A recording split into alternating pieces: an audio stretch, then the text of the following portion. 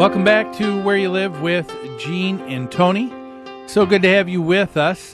We are talking to Mayor Mark Chilton, the mayor of Carrboro, North Carolina, where last Saturday a group of protesters were protesting that the Abbey Courts Homeowners Association or Condominium Association had decided to follow through on their governing documents that state that the purpose of the units can only be used for residential purposes, and a nonprofit organization has purchased 2 of those units and has been using it as a base for their organization and reaching out to the community. And that was what the protest was all about. And Mark, the mayor explained to us that the board of directors is made up of people that are probably supported by the major owner of the homes in the community. And Mark, you're right. That is an unusual situation. You said this entity owns 2/3 of the homes. Is that right? Yeah, they own 250 out of 350 or so units in the condominium. So I'm guessing that these are being rented out. Is that right? It's almost exclusively, the entire place is almost exclusively rental. There are, I think, maybe 5 owner-occupied units in the entire condominium out of 350. Have you heard, or do you know why the board would wish to get this service center out of the community? I'm asking because as a landlord, I think I would love to have that kind of service for my renters to enjoy. It would probably make it easier for me to rent those homes. I think they had stated reasons for doing it. I'm not sure I entirely believe the stated reasons, but the reason proffered was that they were concerned about liability issues with so many kids being involved, and about I guess the possibility that somebody could be injured or something bad could happen, and that the association could get sued. Now, I'll say this. I think that's a legitimate concern, but I also think there's ways to address that. Sure. I mean, realistically, no, Mayor. No, your background. You are an attorney, right? Yes, an attorney and a real estate broker. And a real estate broker. So you've been doing both for. So you're a double threat for a number of years. And you're probably doing it. Is Carrboro a small enough town where the job of being mayor is part-time, or is that full-time for you? Oh, no, it's a part-time job. Part-time. Okay, so you're... I sympathize with all sides of this issue, actually, because I think the association does risk liability if they don't enforce their documents. Don't you think so? I do think, not only that, but I think it also, there's sort of an equity question about whether they can enforce their documents at some point if they fail for too long to enforce the rules. That there's some equitable doctrines that would say, well, maybe at some point they're just barred from enforcing this against anybody. Because they haven't been enforced in the past. Let me go back to this idea of liability. To me, in the 27 years that I've been in real estate and property management, to me, it seems like it is sort of a foregone conclusion. Tell me if you disagree, that if someone gets hurt, it is natural for people to bring any and everyone into view here into a lawsuit being responsible. And so if the association is having someone that is providing services where a number of people are coming on, that could certainly increase the opportunity for someone to get hurt, and in a very real way, then the association could have additional liability on their hands. I do. I think that at some level it's a legitimate concern. I'll note, I think some of the activities at the HRC include, playing games with the kids outside the apartment in sort of the common area between buildings, grassy areas. and those areas do belong to the homeowners association. So certainly, if something bad were to happen in a location like that the association would very much be somebody that plaintiffs' attorneys would be looking at, and naturally, plaintiffs' attorneys like to sue anybody that's likely to have insurance. Well, true. That's too true. So, Mayor, what would you like to see the Abbey Court Homeowners Association do in this situation? Well, the proposal I've made to the homeowners association just in the last day or so is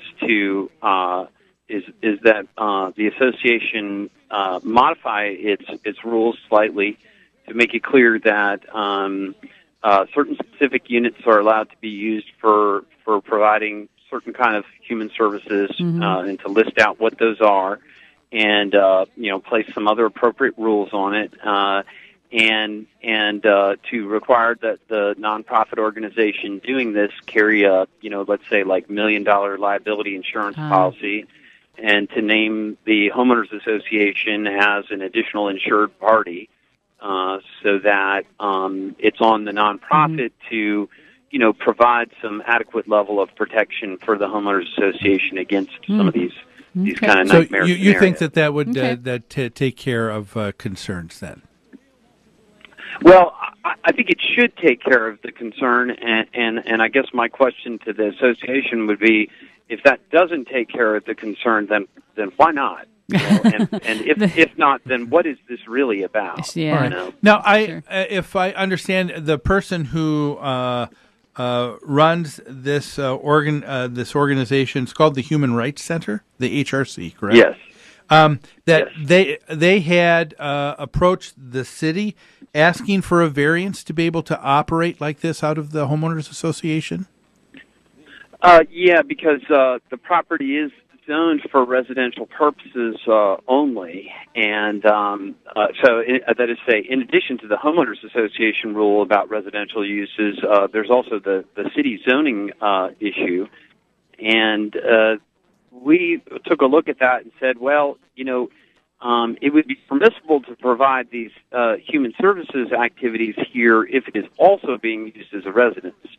And so they responded to that by basically having one of the staff people rents a portion of the condominium, essentially lives in the back room of the condo. I see. And so it is both a residence and this sort of human service. And was that acceptable? Was that acceptable then to the city? Yeah, exactly. No, that meets our ordinance. Did this individual get the impression, do you think, that by going to the city asking for a variance, that was all that was needed? Was there any discussion anywhere that this individual would also need to get prior approval from the homeowners association before doing this? I don't know whether our staff in the planning department advised them about that issue or not, but there's some very clear laws in North Carolina that say, that covenants and homeowner association bylaws type of issues are entirely private party issues, and that town governments and city governments are not responsible for dealing with those issues. So we're not allowed to sort of deny somebody a permit on the basis or under the idea that the bylaws of the homeowners association somehow prohibit the proposed activity. I see. So it's not the city's responsibility to enforce those ordinance or the covenants necessarily. It's the homeowners association. And in fact, we're not allowed to take it a step further. But nevertheless, I've gotten involved in this particular situation because I think it affects the quality of life for a significant and important group of people in my community. So, it's overall a very interesting situation, and it's one that has kind of I think the homeowners association had no particular notion that they were going to tap into sort of larger political currents happening in the country right now. Sure. But the notion that private property rights were somehow going to be used to deprive these kids of some important human services really played into the worldview of people involved in the Occupy movement. Well, I would imagine that there's with the association, even in moving forward with this, there's probably other facilities that this person could look to in having her operation, the Human Rights Center, take place. That's outside of the homeowners association. Hold on, just one second. I'm on the phone. So you're saying that they may have to relocate? I think there are some alternative possibilities, and we're certainly exploring that. Although, we're also concerned about the fact that any place that's outside the condominium simply isn't going to have the same kind of access for the kids. They're busy streets on all sides of the condominium, so anywhere that's outside the condominium is across a major street, and then there's some basically logistical issues with that. Not ideal. Well, Mayor, thanks so much for taking some time to be on the show with us today. Absolutely, thanks for having me on. And we wish you the best in finding a resolution. Folks, that was Mayor Mark Chilton, the mayor of Carborough, North Carolina. We're going to take a quick break. When we come back, Tony and I have got a few additional thoughts on this before we go on to our next subject, but we will be back after these messages.